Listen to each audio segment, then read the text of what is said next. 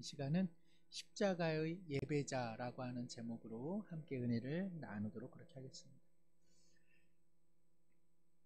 우리는 매일 성경 그 내용을 통해서 함께 레위기를 묵상하고 있습니다. 그랬었어요? 아시는 분도 계실 수 있고 그렇습니다라고 대답하시는 분도 계실 텐데요.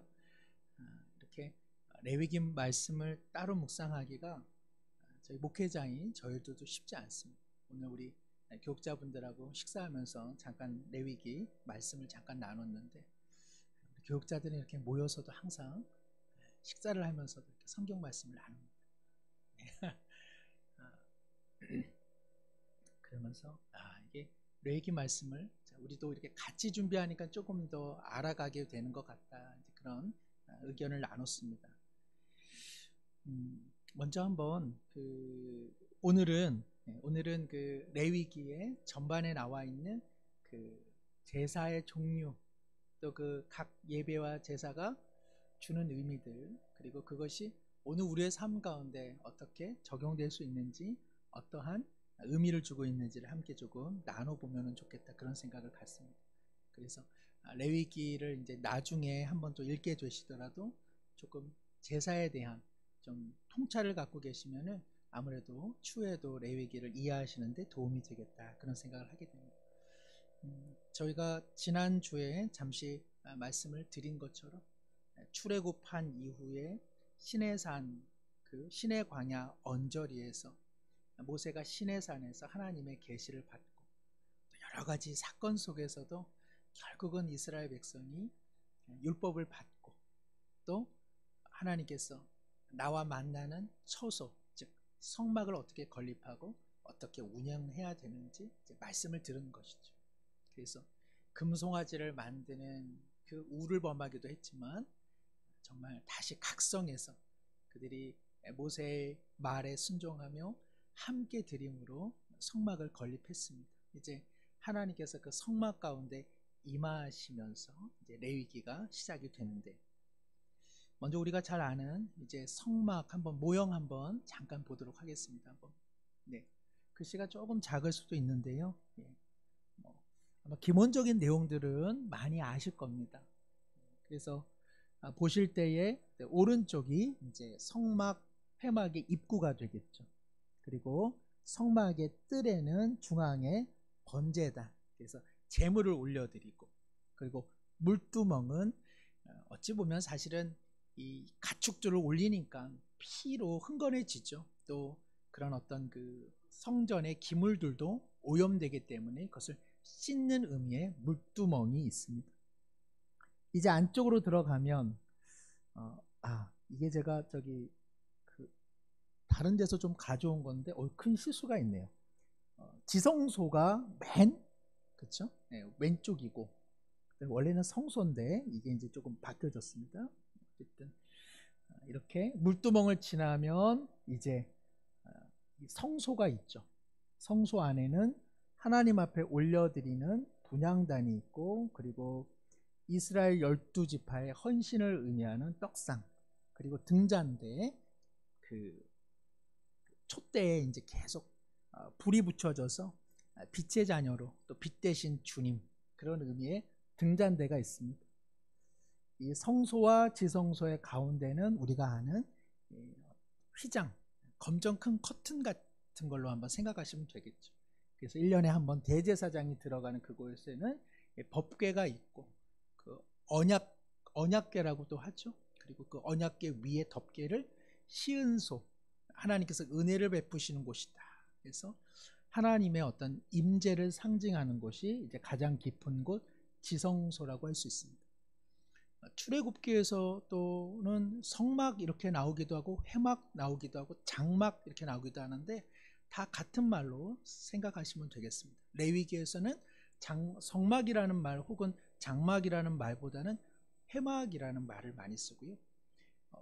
회막 안에 들어갔다라고 할 때는 성소 안에 들어갔다, 이런 좀 표현으로 또 사용되기도 합니다. 이 그림을 하나 꼭 기억하시면서 오늘 5가지 제사를 한번 조금 나눠보면 좋겠는데, 5가지 제사가 뭐 있는지 아시죠? 첫 번째가 번제, 그리고 소제, 그리고 화목제, 그리고 속죄하는 속죄제, 그리고 속건제 이렇게 되어 있습니다. 작년에 구약 파노라마 한번 할 때 이거 내용을 잠깐 다뤘었거든요. 그래서 번데기를 먹어서 소화가 안 돼서 속이 속으로 쓰리다 뭐 이렇게. 그래서 번데기, 소제, 화목제, 속죄제, 속건제. 그게 더 어렵죠. 아마 레위기를 자주 읽으신 분들은 이제 그냥 이게 아마 술술 나오게 될 겁니다. 번제는 어떤 거죠? 번제는 제사, 제물을 온전히 다 태워서 하나님 앞에 올려드리는 겁니다. 이것이 번제인데 하나님과의 관계, 수직적 제사라고 할 수 있습니다. 그래서 다 태워버리고 하나님께서는 무엇을 맡으시죠? 그 향기를 맡습니다. 그런데 가죽은 안 태웁니다. 뭐 여러 가지 뜻이 있겠지만 기본적으로 동물의 가죽을 태우면 냄새가 고약하다고 합니다. 아마도 여러 이유가 있겠지만 한 가지 이유 중 하나는 가죽은 제외합니다. 그래서 그 제물을 온전히 다 올려드립니다. 중요한 것은 헌신을 의미합니다. 그리고 하나님에 대한 수직적 감사를 의미합니다. 그 다음에 두 번째가 소제입니다. 소제는 무엇으로 드리는 걸까요? 이 곡식 가루로 드리는 겁니다. 밀을 수확했다, 밀가루로. 또 보리를 수확했다, 보리를 찧어서 보리가루로. 그런데 밀이 조금 더 값비쌌다고 합니다. 그래서 밀로 드리는 것이 정성적 측면에서는 조금 더 가치가 있는 것이죠. 어쨌든 간에 밀이든지 보리든지 수확하게 하신 하나님 앞에 감사합니다라고 할 때는 그 수확물의 일부를 이렇게 가루로 만들어서 거기에다가 이제 기름과 유황을 위에다가 조금 껴었습니다. 얹은 다음에 그것을 제사장이 이렇게 떠가지고 드립니다. 이것으로 이제 소제가 이제 되는 것이죠. 그 나머지는 제사장의 몫으로 하나님께서 주셨습니다. 이 소제라고 할 때 이 소자가 뭔가 싶을 텐데 이제 이거는 히브리어로는 민하라고 한다고 합니다. 민하는 선물이라고 하는 뜻인데 이 제사적인 의미로 보면은 하나님 앞에 제사로 드리되 곡식으로 하나님 앞에 드리는 선물 그렇게 보시면 됩니다.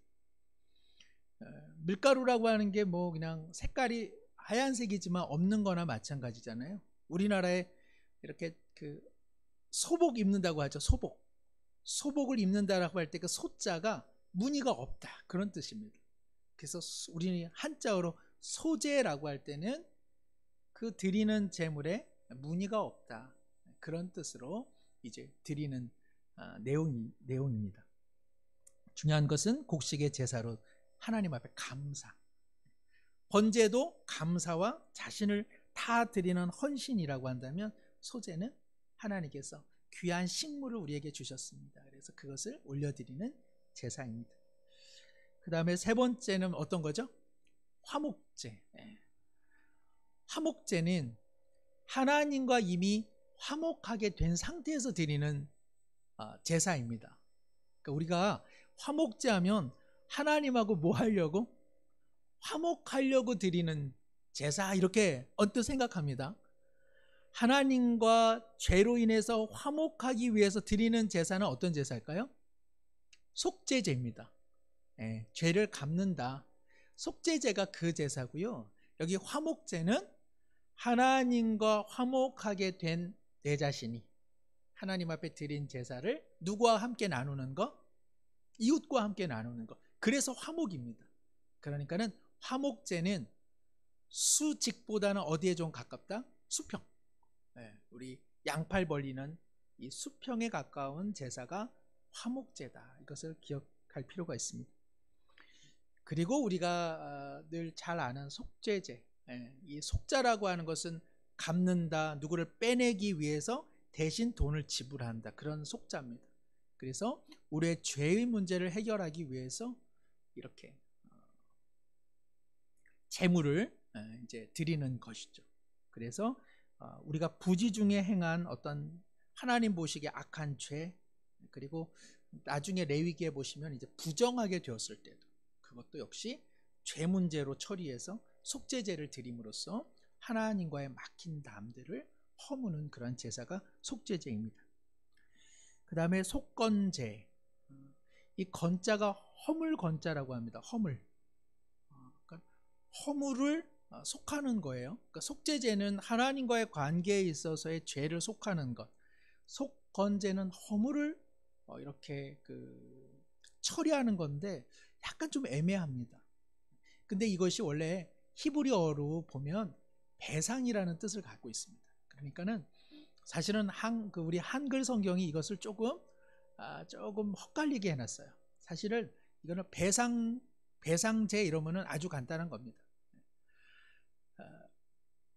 하나님께 드려야 될 어떤 성물, 하나님 앞에 구별되어 내가 드려야지 했던 것을 드리지 못한 것을 나중에 깨닫게 되었을 때, 또 성막에서 일하다가 어떠한 이런 것을 훼손시켰을 때, 그리고 가장 중요한 것은 이웃의 것을 강탈하거나 사기치거나 등쳐먹거나 일부러 빼앗거나 거짓말하거나 이랬을 때는 속건제를 드렸습니다. 그러니까 여기 허물 건자의 건은 하나님과의 관계가 아니라 누구와의 관계? 이것도 이웃과의 관계. 그러니까는 화목제와 속건제는 상당히 누구와의 관계? 이웃과의 관계에 치중되어 있는 제사로 보면 좋을 것 같습니다. 성경에 이렇게 5가지 제사가 나오는데 읽으시다가 보면은 화제로 드린다, 화제로 드려, 뭐지 이거? 화제 났나? 이런 생각도 들 수 있고, 그 다음에 번제로 드린다 이런 말도 있고, 번제는 우리가 다 아는 것이죠. 전제로 드린다 이런 말도 있어요. 먼저 한번 제물을 드리는 방법인데요, 거제가 있습니다. 거제, 이것은 이렇게 가축을, 제물을 이렇게 들어서 제단에다가 올리는 것, 들것자에서 거제예요. 그런데 이거 들어서 대단한 제사 방법이 아니라 이렇게 봉헌한다 그런 뜻입니다. 그래서 거제로 드린다 그럴 때는 봉헌해서 드린다라고 하는 것이고요. 보시다가 보면 요제 이런 것도 나옵니다. 요제는 요람이 그런 것 같은데, 요람, 흔들. 그래서 흔든다라고 할 땐 하는 요제입니다. 그래서 이렇게 제물을 흔들어 가지고 이렇게 제단에다가 올리는 겁니다. 이것도 말이 그래서 그렇지 이 무거운 거를 말이죠, 호드갑스럽게 막 흔들면서 올렸겠습니까? 그저 한번 이렇게 흔드는 제수치어를 하고 드린 것, 이게 이제 요제고요.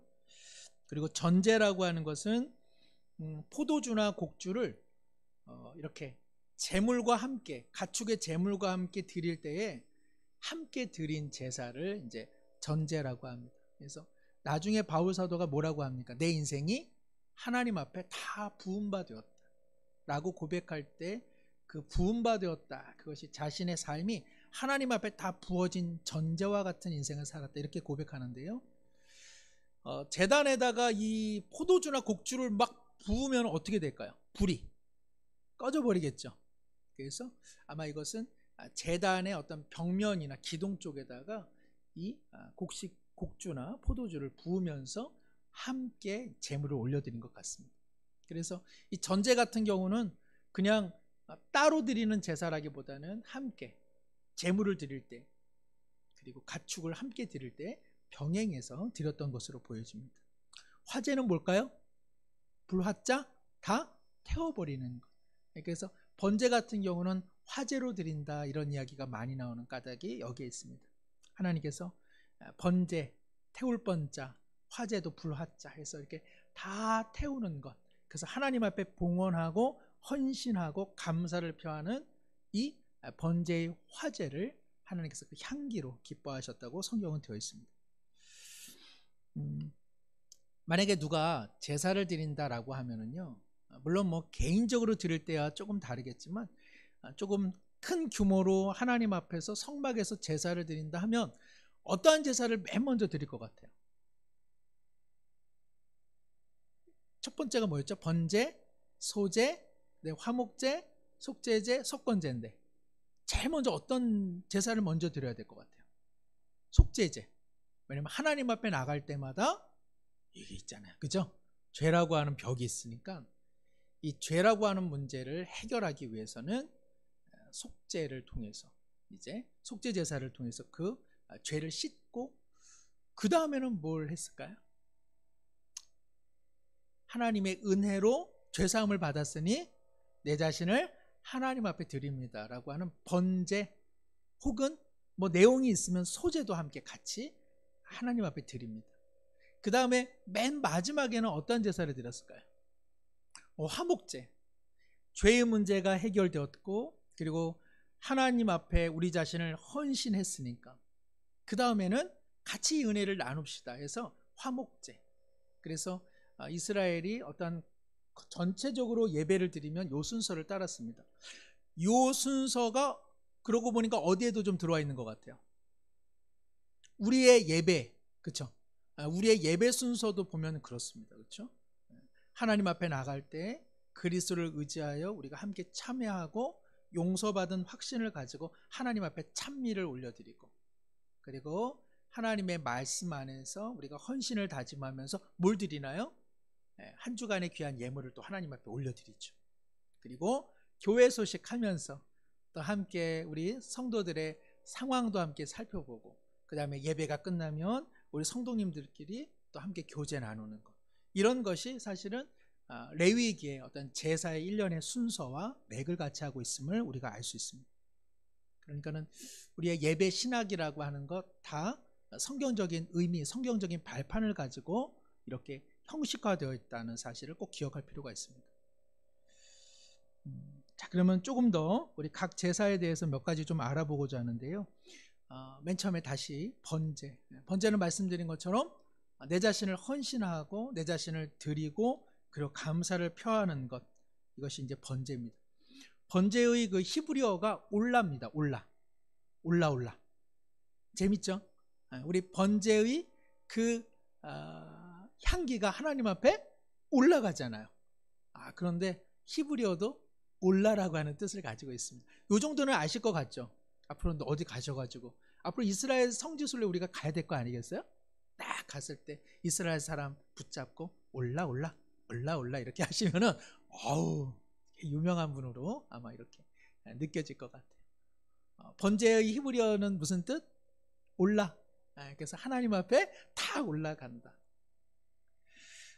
제물은요, 이 그 수컷 뭐 양, 수컷 소, 수컷 염소 이런 것들을 이제 하나님 앞에 드렸단 말이에요. 가격으로 따지면 수컷이 더 가격이 날까요? 암컷이 더 많이 나갈까요? 사실은 시장 가격으로는 암컷이 당시에 더 고가였습니다. 그러나 가부장적 사회는 예나 지금이나 똑같잖아요. 지금도 여성들이 조금 올라가려고 하니까 만만하지가 않습니다. 어쨌든 간에. 그래서 그런 가부장적 문화 속에서는 이제 수컷이 우유였기 때문에 하나님께서 번제 같은 경우에는 이제 수컷으로 받으셨습니다. 잘 아시는 것처럼 조금 잘 산다 하는 사람은 뭘로 드렸을까요? 수컷, 음매소. 그 다음에 조금 중산층은 뭘로 드렸을까요? 수컷, 양이나 수컷, 염소로. 그 다음에 좀 가난한 평민들은 뭘로 드렸습니까? 잘 아시는 것처럼, 그죠? 집에서 비둘기를 좀 길렀다고 합니다. 원래 야생 것은 안 돼요. 가축. 자신이 손수 기른 귀한 것을 하나님 앞에 올려드리는데 집비둘기를 그렇게 많이 기르지를 않으니까. 그래서 하나님께서 비둘기에 관해서는 산비둘기도 괜찮다 이렇게 해주셨어요. 그런데 재미난 것은 이렇게 이 가난한 사람들이 예물을 드릴 때에는 날개를 집비둘기 그 비둘기의 날개를 이렇게 사방을 다 좀 찢었다고 합니다. 그래서 바람도 좀 넣고. 왜 그렇게 했을까요? 맞아요. 좀 크게 보이게 하는 거예요. 가난한 사람이 좀 저기 하되잖아요. 위축되잖아요. 옆에서 막 소 잡고 막 양, 염소 잡는데 쬐깐한 거 가져오니까. 그래서 성경에 보면 그 날개를 찢어라. 그래서 조금 이렇게 있어 보이게. 이런 것들이 하나님의 배려가 아닌가 이런 생각을 하게 됩니다. 하나님께서 배려를 하시는 거죠. 조금 있는 사람들은 조금 더 큰 규모, 없는 사람들은 조금 더 작은 규모. 하나님은 뭘 보신다는 겁니까? 중심을 보신다는 거죠. 그렇죠? 그러니까 사람들이 아무 생각 없으면 구약의 하나님은 뭐 진노의 하나님, 막 심판의 하나님으로, 그러니까 잘 모르니까 이제 그런 얘기를 하는 거예요. 성경에 대해서. 하나님께서는 레위기 이런 작은 재물 안에서도 하나님의 섬세하심, 그리고 약한 자를 향한 하나님 아버지의 마음이 고스란히 담겨져 있습니다.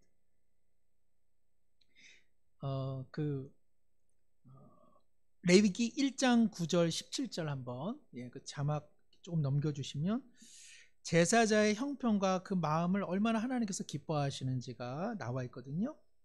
그러니까 감사와 헌신을 표현하는 이러한 그 번제, 이러한 번제를 하나님 앞에 드릴 때에 각 사는 모양대로 조금 다를지라도 하나님께서는 제사자의 형편과 그 마음 중심을 기뻐하십니다. 그래서 레위기 1장 9절과 17절에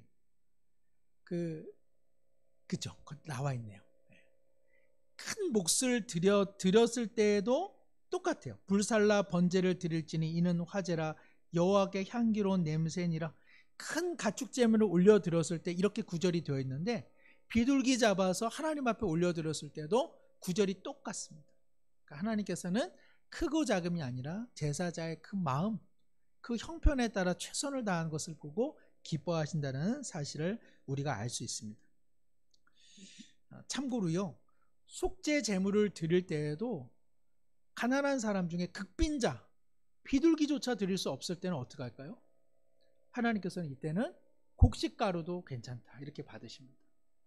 그러니까 우리가 무엇은 어떻게 해야만 해 이러면 항상 무엇이 된다? 율법주의가 되는 겁니다. 하나님의 율법에는요, 여백이 많습니다. 형편에 따라서 채워놓을 수 있는 여백들이 많아요. 우리는 율법하면 늘 강직되고 딱딱하고 이렇게 생각합니다. 그러나 하나님의 율법의 마음에는요, 많은 여백들이 있습니다. 그 여백들을 사랑의 마음으로 채워가라고 하나님은 우리에게 주고 계시는 것이죠. 제사를 드릴 때 누가 드리는가? 우리가 어떻게 생각하세요? 제사를 드릴 때 우리 제사 드린다 하면은 딱 가축 제사장에게 맡기고, 뭐 그 제사자란 예배자입니다. 예배자는 그냥 팔짱 끼고 뭐 내가 드렸으니까 이제 끝나고 나는 집에 돌아가나 보다 이렇게 생각할 수 있는데, 그렇지가 않습니다. 한번 그림 한번 보여주시면요. 이거는 이제 정육점이 아닙니다. 저기 보면 이제 레위인과 이제 그 제사장, 또 이 예물을 가지고 온 제사자, 그러니까 예배자가 자신의 가축을 함께 도살합니다. 그리고 피도 자기가 받아내고요. 그리고 내장이라든지 또 털이라든지 이런 것들을요, 제사자가 다 합니다. 저 그림을 한번 기억하면서, 제물을 가져오는 게 제사자고요. 딱 제물을 가져왔다 그러면은 제사장의 도움을 받으면서 이제 먼저 안수합니다. 자기가 제사장이 이렇게 안수하게 하겠죠. 안수하면서 자기 죄를 고백하죠. 그래서 내 죄가 이러이러합니다. 그러나 나를 대신하여 내가 가져온 이 제물이 내 죽임을 당하게 됩니다 하면서 그 죄를 안수함으로써 전가하고요. 그 다음에 이 제사자가 이 가축을 스스로 도살하는 것, 이것이 제사자의 몫입니다. 죽이게 되면 피가 쏟아지겠죠. 그걸 양푼에다가 받아내는 것도요, 제사자가 해야 될 일이에요. 자, 그러면은 양푼에 받은 그 피를 이제 제사장이 받아서 그것을 제단에다가, 이제 제단 아래에다가 다 뿌립니다. 그 다음에는요, 그 도살된 가축의 가죽을 벗기는 일 누가 하는 걸까요? 이것도요, 제사자가 합니다. 예배자가요, 그 어려운 일을 다 자기가 해야 돼요. 그리고 내 발 다 자르고 머리도 절단합니다. 그리고 내장도 제거합니다. 내장 제거하는 거, 저희도 보니까 저희 아내도 막 뭐 이렇게 닭 같은 거 사오면은 그거 그냥 딱 잘라가지고 내장 딱딱 꺼내는 거 쉬울 것 같은데 그거 못하겠다 그러고, 막 생선 뭐 가져오면은 생선도 못하더라고요. 저도 한 번도 해본 적이 없어서 모르긴 몰라도 쉬워 보이는데, 저는 절대로 해보지는 않지만은 그건 이제 주부의 몫이니까. 그 이런 걸 누가 하느냐? 다 제사자가 이제 하는 겁니다. 그 다음에 그렇게 각을 뜬 고기 덩어리를 올리는 거는 누가 한다? 의외로 제사장이 별로 하는 게 없네요. 뭐 거제로 하든지 요제로 하든지요. 그것을 올려둡니다. 그 다음에 내장과 정강이를 손질합니다. 내장 우리가 생각하면 곱창 같은 거 이제 씻겠죠. 그리고 정강이도 손질하고 털도 제거합니다. 그러면 그것을 앞서 제단 위에 올렸던 고기 덩어리 위에다가 이제 그것을 제사장이 이제 내장과 손질된 정강이를 올리고 그 다음에 뭘 하는 겁니까? 그다음에 이제 가스레인지에다가 불을 켜가지고 그걸 다 태워서 하나님 앞에 올려드리는 겁니다. 여기를 통해서 우리가 무엇을 배울 수 있나요? 제 예배란 누가 드리는 거다? 내가 드리는 거라는 사실이죠. 우리가 생각하는 것 외로요, 성막에서 예배 드릴 때 제사장, 예배자 자신이 해야 될 일이 참으로 많았습니다. 이를 통해서 우리 한번 예배를 스스로 한번 돌아보는 것이죠. 나는 예배를 어떻게 드리나? 나 너무 예배를 정말 편하게 드리고 있는 것은 아닌지, 그냥 와서 자리에 앉아서 뭐 오늘 무슨 찬송 드리나, 주보에 뭐 좀 옷자는 없나, 주보에 뭐 좀 띄어쓰기나 글자 잘못된 것은 없나, 뭐 이런 거 찾고, 아유 저 권사님은 오늘따라 뭐 또 저런 옷을 입고 왔어, 아이고 가만히 있지, 그렇게 뭐 이렇게 말씀드리면서 또 왔다 갔다 해, 뭐 이런 거, 그죠? 약간 방관자 아니면 뭐 심사위원, 이런 거는 이제 성경에 없는 내용이라는 사실입니다. 우리는 어떻게, 그러니까 스스로가, 이거는 제가 참 못해요. 우리 성도님들 각자의 몫입니다. 시간을 엄수해서 잘 오는 것, 그리고 찬송 하나를 드릴 때도 자신의 마음을 들여서 드리는, 이거 제가 참 못합니다. 이거는 각자가 하는 것이죠. 하나님께서 각자를 보시는 것이죠. 기도할 때도 오늘 무슨 기도하나 그냥 이런 생각이 아니라, 저도 우리 성도님들이 크게는 아니더라도 그렇게 기도자가 기도할 때 함께 아멘 아멘 하는 건 좋은 것 같아요. 집중이 되는 거거든요. 그리고 그 구절에 하나님 내 마음도 싫습니다라고 고백하는 거거든요. 그래서 스스로가 능동적으로 드릴 수 있는 방법이 무엇인지 스스로 고민해야 됩니다. 예배를 드릴 때 그냥 오늘, 그러니까 저도 참 이 목회자나 이 말씀 설교자가 저도 늘 그 함정에 자주 빠지는 겁니다. 예배의 하이라이트는 말씀은 아니에요. 예배의 하이라이트는 전부 다입니다. 전부 다. 그런데 우리 그 개혁교회는 워낙 천주교회가 예식적인 부분들에 있어서 너무 형식화되었기 때문에 그것을 많이 버려버렸어요. 그러다 보니까 개혁교회는 말씀이 중심되는 예배가 되기는 했어요. 그러나 그러다 보니까는 우리 이 그 개혁교회의 교인들도 예배 시간에 오직 그냥 말씀할 때만 좀 정신 차리는 것 외에는 때때로는 예배의 시작, 예배의 마무리까지 그냥 수동적으로 들을 때가 많습니다. 그래서 스스로가 대표 기도할 때도 아멘도 하시고, 또 찬양대가 찬양을 드릴 때도 그냥 관망하면서 들으면 아무 의미가 없습니다. 같이, 제가 다 자막도 나오는 이유가 거기에 있거든요. 자막으로도 같이 좀 부르시고 그 고백이 내 고백이 되게 하시고, 아이고 저 권사님은 저 실력이 나보다 못하는데 참 오래 계시네, 뭐 이런 거 아니고, 같이 그냥 마음을 동하는 것. 그리고 우리가 헌금도 구별해서 또 감사, 또 11조 여러 모양의 또 드릴 것들, 이것도 뭐 많이 드릴 필요 없습니다. 형편껏 하나님 앞에 결단하고 드리면 되는 것이죠. 이렇게 해서 자기 스스로가 예배의 능동자가 되어야 합니다. 그리고 우리 앞서서 봉사하시는 분들도 어쨌든 간에 누구보다도 먼저 오셔서 정말 참 섬기시는 일입니다. 그래서 우리 성도님들은 봉사하시는 분들이 다 부족하죠. 너무 부족하다 하면 자기가 하면 됩니다. 아이고 참 부족하네, 내가 하면 돼요. 내가 잘 못할 것 같으면 뭐 해줘야 됩니까? 격려해주고, 참 수고한다고 사랑해주고, 이렇게 해야 되겠죠. 그렇죠? 그래서 또 봉사하시는 분들은 어쨌든 우리 성도님들이 예배에 집중할 수 있도록 하는 거니까 또 좀 환하게 웃고 또 좀 잘 준비해가지고 우리가 준비된 마음으로 하나님 앞에 예배를 드리는 일이 참 중요합니다. 우리 오늘 박종성 권사님 귀한 기도, 우리 수요 예배 때 기도가 너무 감사하고요. 우리 또 주일 1부, 2부 예배 타 대표 기도가 너무 감사하고 너무 좋습니다. 진짜입니다. 아멘. 다만 제가 대표 기도와 관련해 가지고 다시 한번 조금 말씀드리면은 이거는 그냥 이러한 방향으로 나가면 좋겠다 하는 겁니다. 이것이 뭔가 철칙이고 원칙이고 이거를 따르다 오히려 그 기도가 형식화되면은 또 이거는 아닙니다. 그러나 대표 기도라고 하는 것은 공적인 기도입니다. 공식 석상에서 공적으로 하나님 앞에 드려지는 기도이기 때문에 대표 기도는 무슨 기도가 아니다? 개인 기도하는 시간은 아니다. 그래서 어떤 분들은 이 대표 기도할 때 하나님 아버지 정말 부족한 제가 오늘 대표 기도를 하게 됐습니다. 뭐 이렇게 하실 텐데 그런 거는 이제 개인 기도할 때 하시면 되는 거죠, 그죠? 정말 진솔한 기도예요.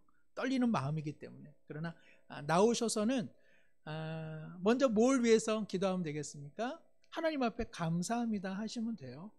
그 다음에 우리가 뭐 하려고 대표 기도자 세웠습니까? 예배에 집중하려고 세운 거예요. 그러니까 대표 기도는 예배의 순서 중에 위치해 있다는 사실을 꼭 기억해야 합니다. 그러니까 뭐가 제일 우선이에요? 예배에 하나님 은혜를 주시고 그리고 성령의 주관해 주심 속에 정말 부족하지만 또 말씀으로 세워진 설교자가 순전히 주님의 말씀을 증거할 수 있도록 인도해 주옵소서. 감사, 그 다음에 예배의 집중을 위해 그리고 설교자를 위해서 기도하면 됩니다. 자, 그 다음에 뭐 기도하면 되겠습니까? 우리 교회 공동체가 함께 지향하고 있는 사역들, 오늘 우리 권사님 해주신 것처럼 다음 주에 말씀 사경에 있으니까 또 우리 교육부서 있으니까 그런 기도를 하면 되는 겁니다. 그 다음에 또 우리의 나라를 위해서 또 민족과 열방 또 복음화를 위해서 기도하시면 됩니다. 나라를 위해서 기도하실 때 죄송합니다만은 정치적 색깔을 전혀 드러내서는 안 됩니다. 뭐만 기도하시면 되겠습니까?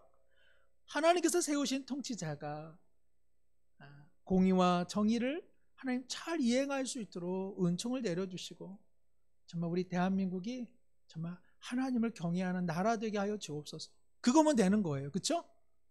이것은 무슨 기도입니까? 하나님을 향한 예배의 시간에 드려지는 기도라는 사실을 꼭 기억하셔야 합니다. 그 다음에 우리 복음화를 위해서 기도하고요. 마무리하실 때 우리의 성도님들 중에 좀 어려운 분들이 있으면 또 우리 함께 봉사하는 분들 축복해 주시면서 그러면서 기도하면 됩니다.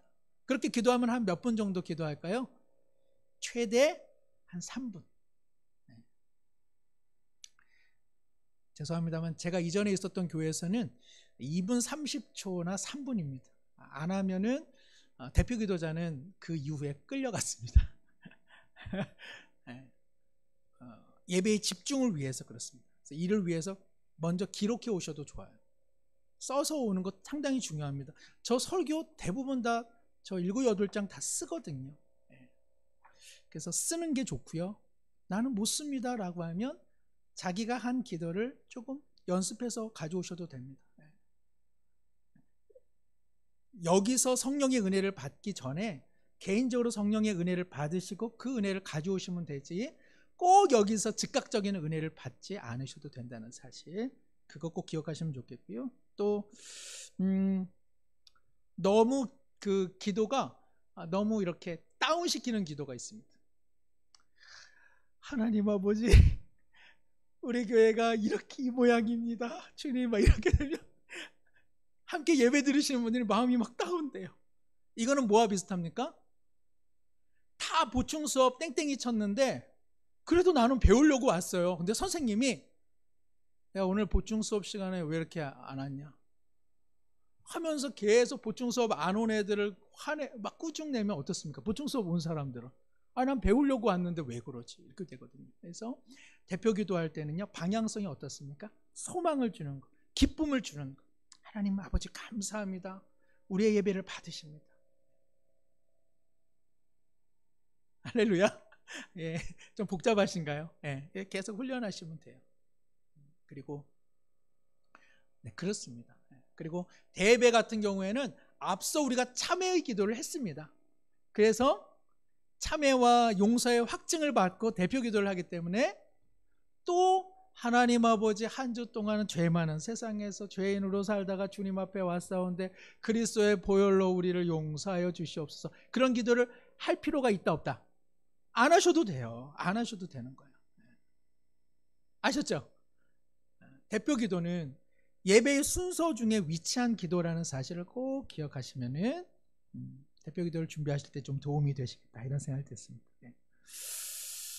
요것만 조금 보강되면 지금 95점인데 100점이 될 수 있겠다. 이런 뜻으로 말씀을 드렸습니다. 중요한 것은 번제를 드릴 때 얼마나 제사자가 능동적으로 지금 드리고 있는지를 우리 모두 기억해서 주일 예배를 드릴 때 내가 내 자신을 하나님 앞에 드리는 마음으로 우리의 마음가짐, 우리의 자세, 우리의 생각, 우리의 지평 이것을 항상 고정시켜야 한다는 것입니다. 그 다음에는 우리 화목제.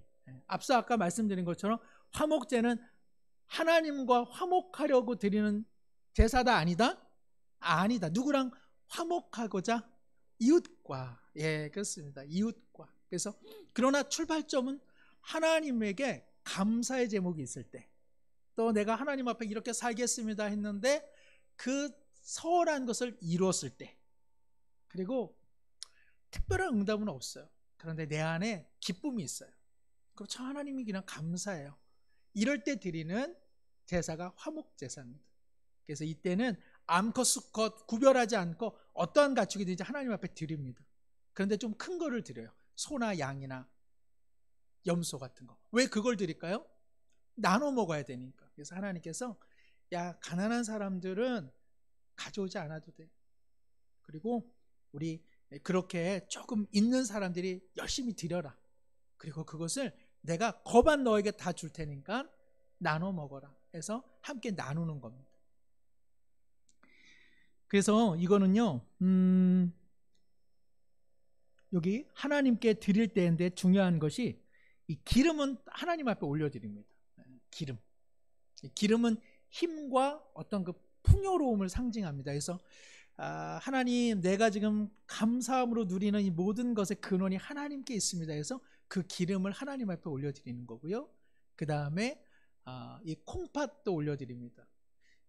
구약 사람들이나 옛날 사람들은 이 콩팥이 상당히 신체 기관 중에 그 깊숙이 있는 곳이라서 마음의 자리가 이곳에 있다 생각했습니다. 그래서 콩팥을 드린다는 것은 내 마음의 중심을 하나님 앞에 올려드립니다. 그런 뜻이고요.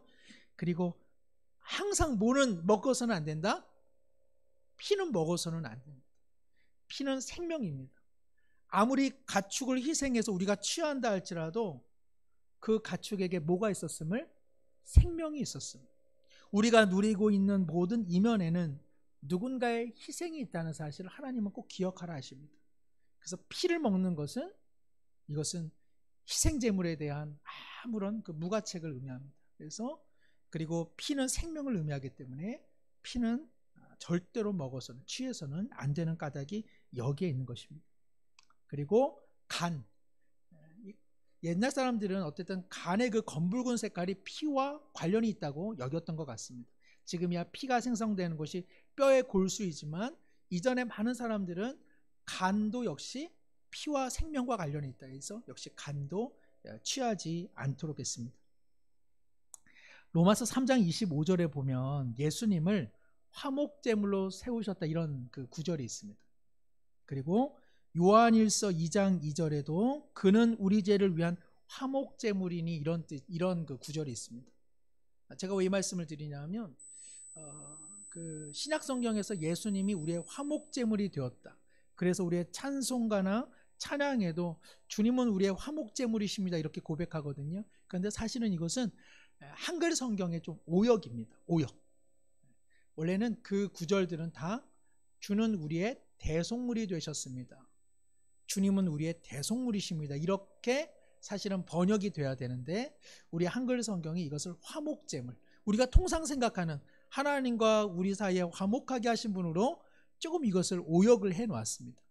그래서 우리가 자꾸 그런 착각을 하게 되는데 예수님은 근본적으로 우리의 죄를 대신 씻어주신 속죄물, 대속물이시지 우리를 화목하게 하신 것이죠. 그러나 그 화목제사에서 의미하는 화목제물은 아니라는 사실도 조금 한 번 더 말씀을 드립니다. 어쨌든 간에 이처럼 화목제물이라고 하는 것은 하나님, 화목제사는 하나님과의 그 은혜를 이웃과 나누는 것입니다. 그래서 하나님께서는 우리가 이웃과 함께 나누며 살아가는 것, 이웃과 함께 더불어 살아가는 것, 내가 받은 은혜를 이웃과 함께 나누는 것에 어마어마한 그런 관심이 있다는 사실을 우리가 꼭 기억할 필요가 있습니다. 그래서 특별히 감사의 그 화목제물을 드린 다음에 하나님께 돌려받은 그 제물은요, 그날 당일날 다 먹어 치웠어야만 합니다. 그것은 화목제물을 드렸을 때는 마치 하나님 저는 이웃과 함께 사랑을 나누겠습니다 라고 하고서는 그 받은 것을 혼자 또 얌얌 먹을 것 같아가지고 하나님께서 이튿날까지 뒀다가는 화목제물은 다 취소다, 화목제사 온전히 드린 것 아니다, 이렇게 취소를 시킵니다. 그렇기 때문에 하나님 앞에 화목제사로 드린 것은 당일날에 다 나누는 것입니다. 그러니까 이제 우리 교회도 뭐 형편이 넉넉하지는 않습니다. 그러면 이제 꿈을 꿔보는 것이죠. 그렇죠? 하나님께서 우리 교회 가운데 주시는 감사를 어떻게 이웃과 함께 나눌 것인가. 우리가 지금은 못하지만 조금 부족하지만 또 지금 할 수 있는 만큼 할 수 있는 것이 너무나 감사한 일이요, 정말 하나님께서 화목제물을 함께 나누는 것에 이렇게 사랑을 갖고 계시니까 그것이 역시 우리 교회가 지향할 지향점인 줄 믿습니다. 그 다음에는요, 속죄제가 있습니다. 속죄제는 조금 중간중간에 많이 말씀을 드렸습니다. 우리가 잘 아는 내용이죠. 바로 하나님과 우리의 관계에 있어서 우리가 부지 중에 이렇게 잘못을 저질렀을 때에 하나님 앞에 속죄의 제물을 올려드리는 것, 그리고 부정결의 문제가 생겼을 때, 시체를 만지거나 사체를 만졌을 때, 그럴 때 이 속죄 제물로 이렇게 죄 씻음의 은혜를 누렸습니다. 이것은 근데 그 고의적인 죄는 좀 다릅니다.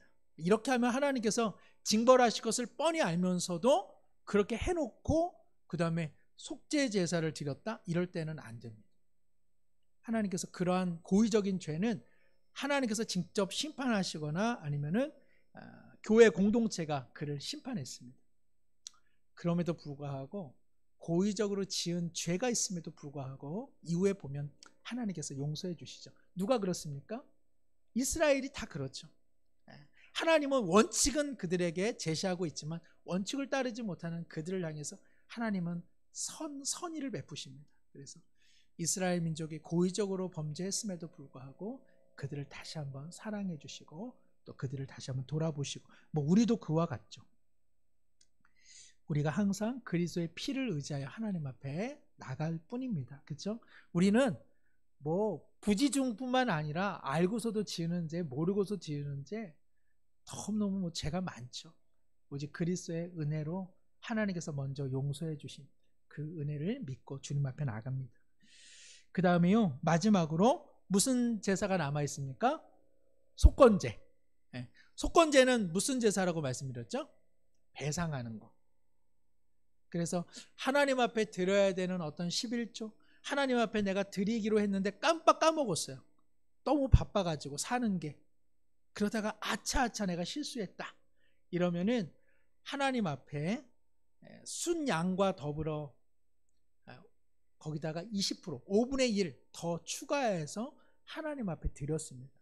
이제 속건제도 하나님과의 관계성 속에서 드리는 이러한 그 제사의 내용이 있었고요. 또 다른 것은 이렇게 성전에서, 성막에서 일을 하다가 성물을 훼손하거나 그것을 어떤 피해를 줬을 때 역시 순양을 드림으로써 하나님 앞에 용서를 구했습니다. 그런데 내가 모르고 했기 때문에 내가 한 건지 안 한 건지 잘 몰라요. 그래서 이때는 5분의 1 이렇게 배상은 하지 않았고 그냥 순양을 하나님 앞에 드렸습니다. 중요한 것은 다른 이웃의 것을 도둑질하거나 사기치거나 거짓말해서 강탈하거나 뺏었을 때 이것은 다분히 고의적이죠. 그럼에도 불구하고 이때는 자신의 죄를 뉘우치고 그리고 이웃에게 가서 자기의 죄를 고백하면 5분의 1 정도 그 사람에게 배상하고 그 다음에 하나님 앞에 순양을 드림으로써 자신의 허물을 처리받을 수 있었습니다. 그래서 우리가 잘 아는 마태복음 5장 23절 우리 한번 자막 넘겨주시면 우리 함께 한번 읽어볼까요? 그러므로 예물을 제단에 드리다가 가서 내 형제에게 원망 들을 만한 일이 있는 것이 생각나거든 예물을 제단 앞에 두고 먼저 가서 형제와 화목하고 그 후에 와서 예물을 드리라. 그래서 예수님께서 하신 이 말씀은 바로 속건제사와 관련이 있습니다. 하나님 앞에 나가되 누군가에게 피해를 입혀 그가 눈물을 흘리고 있을 때 그가 오늘 가슴 아파할 때에 나는 그 사람을 바라보고 있는데 안 된다. 그 사람에게 가라. 그것이 너가 먼저 드릴 예배의 한 부분이다. 삶으로 먼저 예배 드리고 그 다음에 내게 와야 너의 예배가 진정성이 있다. 이렇게 말씀하십니다. 예배라고 하는 건 누가 드립니까? 내가 드리죠. 그래서 내가 드리다 보니까 내가 예배를 드리면 하나님께서 예배를 받으신 것으로 우리 오인할 때가 참 많습니다. 예배는 내가 드리지만 예배를 받으시는 분은 누구시죠? 하나님이십니다. 아무리 우리가 예배를 드려도 하나님께서 그 예배를 받지 않으시면 예배를 드렸다 안 드렸다? 안 드린 게 되는 것이죠. 우리는 얼마나 예배를 중요시 여깁니까? 그러나 우리의 예배 중 어떤 예배는 하나님께서 받지 않으신다는 사실을 우리가 기억한다면 예배 드리는 우리는 어떻게 예배 드려야 될까요? 하나님이 기뻐 받으시는 예배란 무엇일까? 그 예배란 수직적 관계뿐만 아니라 무엇까지도 포함한다? 수평적 관계까지 포함한다. 신앙은 하나님과의 관계야. 난 하나님만 바라볼 거야. 하나님만 온전히 바라보는 이는 사랑의 하나님을 경험하기에 그는 이웃과 사랑의 관계를 지향할 수밖에 없습니다. 하나님을 바라보았음에도 불구하고 이웃과 성도와의 관계가 어그러져 있다면 무엇을 의미합니까? 하나님을 제대로 바라보지 못하고 있다는 것을 의미합니다. 하나님을 정말 바라보면 사랑과 은총의 하나님이기에 그는 그 사랑에 물들어 이전에는 이웃을 돌아보지 못하고 미움과 증오와 관계의 어려움이 있었지만 정말 하나님만을 바라보는 그 고백으로 인해서 결국은 수평의 관계가 온전해지게 되는 것이죠. 그래서 오늘 제목처럼 우리는 어떠한 예배자입니까? 십자가의 예배자입니다. 짝대기의 예배자가 아니라는 것.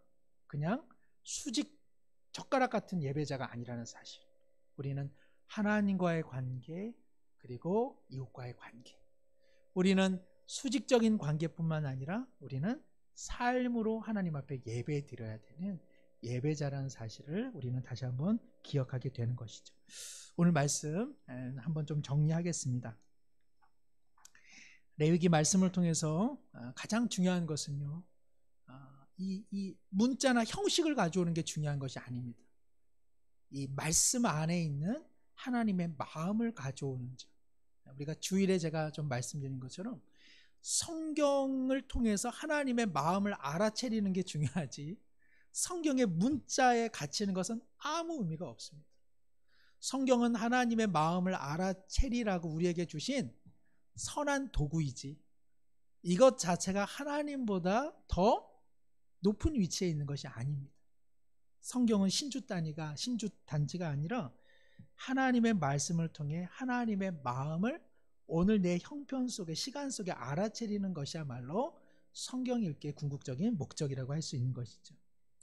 그래서 우리가 예배를 드릴 때마다 뭐가 제일 먼저 그 제사에서는 뭐가 제일 먼저 드려졌다 그랬죠? 속죄 제사. 그래서 우리가 다 어떠세요? 주일에 올 때 저도 늘 어떨 때 참 부끄러워요. 아마 우리 성도님들도 의기양양하게 주일에 오시는 분 많지 않을 거예요. 우리가 참회하고 회개할 때 늘 부끄럽죠. 그러나 그리스도의 그 은혜를 믿어 우리가 은혜의 보좌 앞에 담대히 나갑니다. 그래서 예배의 항상 중심은 예수 그리스도일 수밖에 없다는 사실, 그리고 우리의 예배 순서에는요, 감사와 헌신을 고백하는 번제, 그리고 죄를 고백하는 속죄제, 그리고 번제와 소제, 그리고 이 화목제는 하나님 앞에 드리는 것이잖아요. 그래서 이 드림의 요소가 있다는 사실, 그리고 속건제처럼 우리가 말씀을 통해서 내가 누군가의 마음 아프게 한 거 있지 않는가, 하나님의 마음 아프게 한 거 있지 않는가, 부지 중에 깨닫게 되는 것이죠. 그래서 예배가 그래서 참 의미가 있는 겁니다. 우리가 그냥 살아가면 몰랐는데 부지 중에 그냥 살았는데 말씀 앞에 서니까 이제 깨닫게 되는 것이죠. 그럴 때 하나님과의 관계가 더욱 증진이 되는 것입니다. 그리고 화목제처럼 또 교제하는 것, 우리 성도님들과 교제하는 것. 지금 오미크론 하면서 제일 어려운 것 중에 우리가 한 고비는 넘겼죠. 예배는 조금, 아직도 이제 금요기도에 또 오후 예배도 드려야 되지만 조금 추스려졌지만 이 교제하는 것, 이게 참 약화된 게 너무 조금 가슴 아프고 저도 참 마음이 좀 무겁습니다, 항상. 그래서 저는 우리 주일날에 우리가 1부 예배, 2부 예배도 드리고 물론 이제 오후 예배도 있습니다만 우리 성도님들이 어떻게 하면 교제를 많이 나눌 수 있을까? 함께 대화도 하고 말씀 안에서 서로를 또 좀 격려도 하고 복돋고 어떻게 좀 이런 그 교제의 시간을 앞으로 확보할 수 있을까? 이제 그런 생각을 이제 좀 덜어 하게 됩니다. 그리고 우리가 앞서 번제를 드릴 때 이 제사자가 얼마나 능동적으로 참여합니까? 그죠? 우리가 그것을 기억하면서 능동적인 예배자가 되기를 원합니다.